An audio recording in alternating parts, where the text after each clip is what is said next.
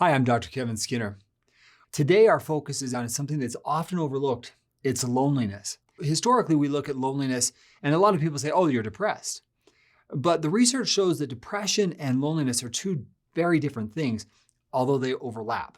If we break loneliness out, it's a perceived social isolation. Perceived social isolation. I could be in a group and I could feel completely alone or isolated, lonely. Now, contrast that with depression. Depression is something that we feel internally, and it isolates us away from people. When we feel alone or lonely, it's our natural way of saying, I want connection or I long for connection. Loneliness in and of itself is very important for us to understand, because if we misunderstand our child's loneliness, or we say, oh, they're just shy, it can create problems for them in the future.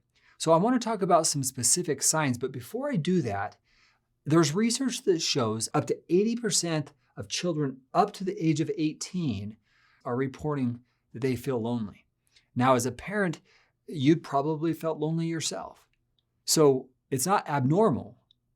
Really, loneliness is this internal desire for human connection. It's not wrong, it's not bad. In fact, it's actually quite healthy. But when loneliness is not addressed, and we go through it for days and weeks and months at a time, it becomes really problematic.